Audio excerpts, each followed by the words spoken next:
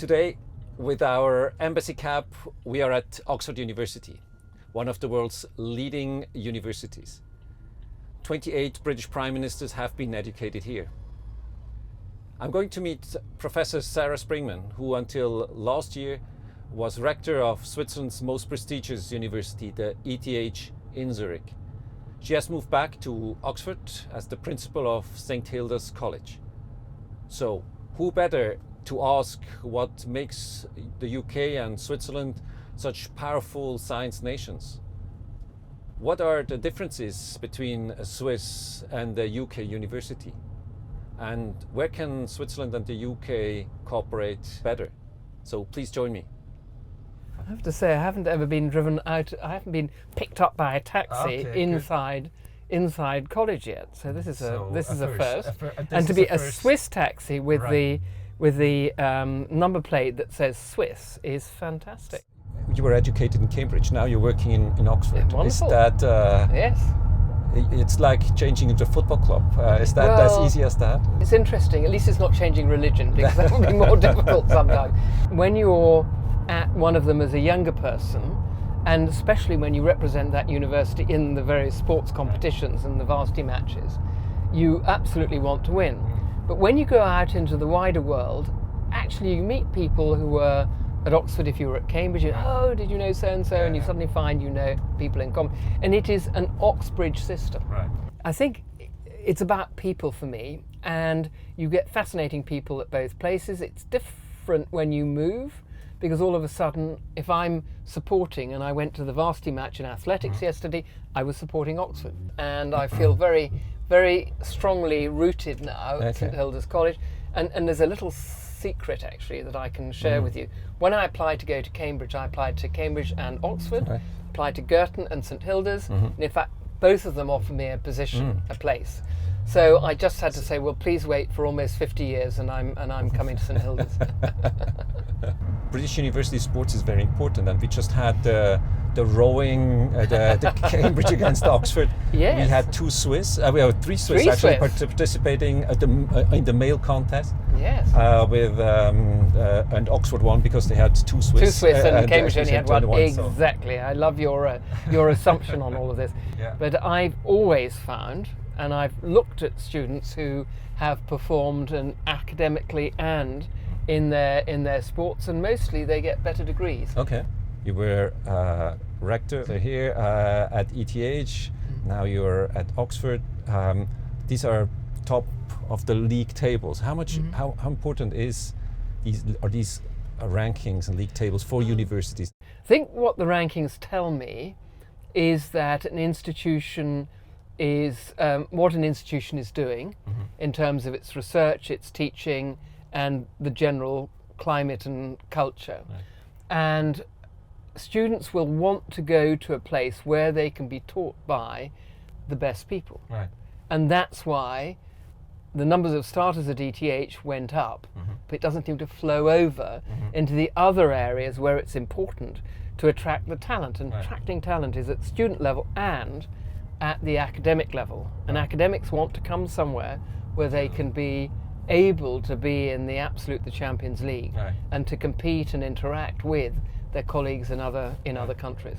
Now the UK and Switzerland, and I mean both our universities are in this Champions League. Correct.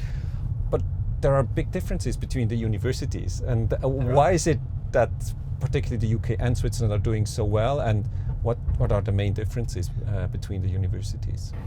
At ETH, the funding from the taxpayers effectively is about 2/3, whereas in many other universities it's much less than that.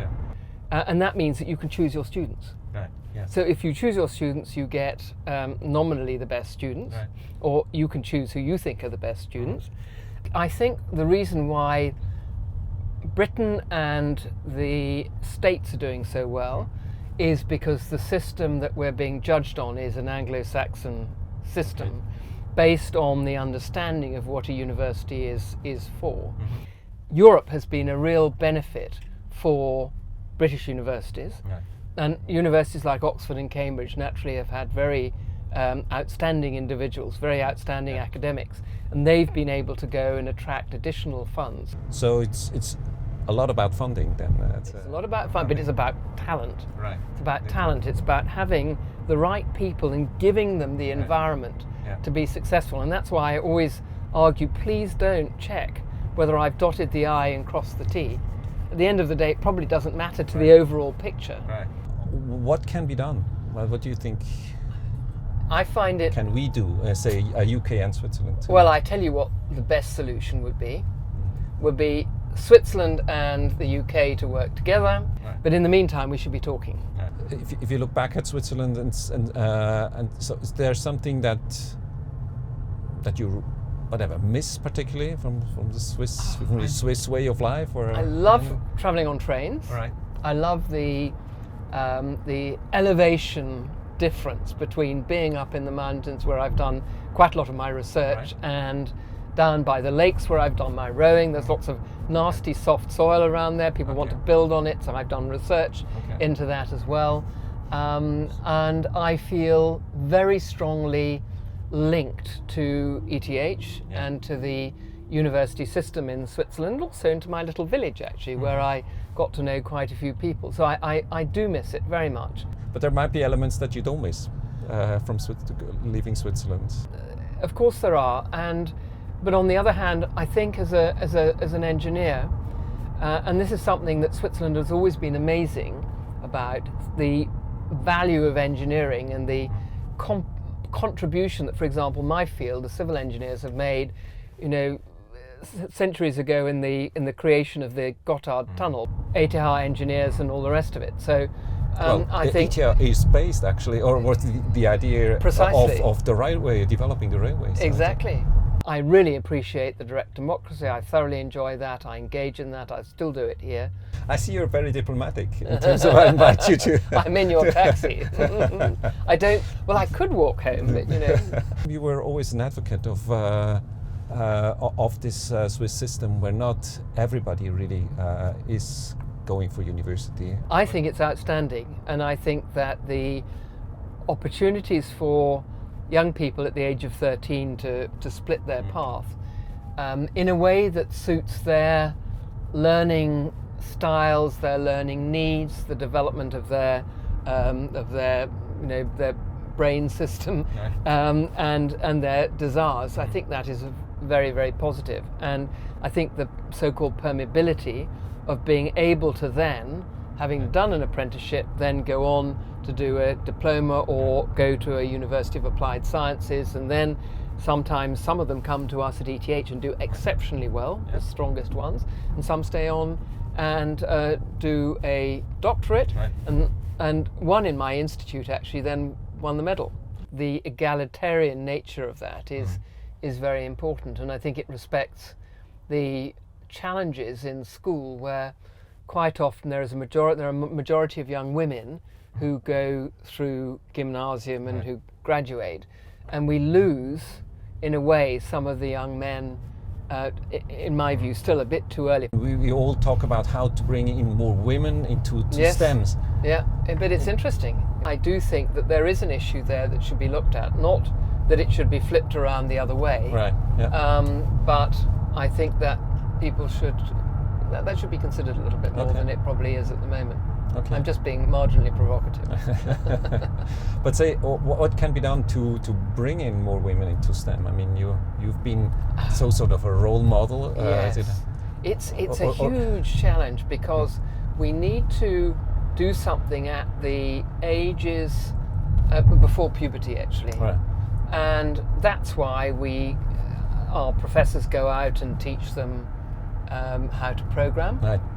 They go out. I like that you still say our professors, which means that you are still the rector of ETH. I still identify with ETH when we're talking about Switzerland. So I'm the Altrektorin. I don't really like the alt bit, but I am. Eventually, I get Altbotschafter as well. Yes, okay. Well, they say same boat then. It's coming to you. It's coming to you too. You're fighting against parents who are saying not an appropriate career for you, dear, or whatever one says in Schweizerdeutsch, and I think you're fighting against the teachers a bit. Okay. And I think for me that's almost the biggest challenge. There are a lot of stereotypes. I think there are a lot of stereotypes, and I feel sad about that, and we try and challenge them. But if you've got somebody, a person in a position of authority, who is at that very tender age, just as you're about to, 12, 13, it's very easy to extinguish a light. The scenarios to do with women are supposed to be at home looking after the children. And that's what our young female professors tell me they get when they take their children to the school. Even now, today, in 2022, it's absolutely horrifying. Do you feel that's the same in the UK as in Switzerland? No, we have to work here. We can't survive if we don't have multiple jobs. It's not common that women will not be working in one way or another nowadays. And people often will have more than one job. So I think it's much more accepted. What is good in Switzerland, though, that you can work often 60 or 80% as a woman. It's much harder for the men to do that, but actually probably they should. And it's frowned upon. Actually, probably they should. And it's quite good at sharing then the caring tasks for the children. Well, I think we've covered already a lot of ground. So it's but I would have some last questions. So the very quick questions in terms of either or. It's Roger Federer or Andy Murray. That's a terribly difficult one. I've always been a Roger Federer fan until Andy Murray came along, so I'll answer Roger since I'm in a Swiss taxi. All right, okay. The Scottish Highlands or the Bernese Oberland? The Bernese Oberland. Okay. Harry Potter or Heidi? I think I'm Harry Potter there. Okay. Yeah. Well, having been Professor McGonagall in my very last performance at ETH, I dressed up. I came into Queen's Magic Song, and I made a spell. Fondue or roast beef? Oh, fondue. Fondue, all right. Definitely. That's an easy one. So the last one, Gruyere or cheddar? Oh, I think Gruyere. I'm definitely. I've become quite Swiss, haven't I? Yeah, I see. Not 4 bad. out of 5. That's 4, 80%. Yeah, 4-1. That's not bad. Thanks so much for taking part of this fun. I really enjoyed it.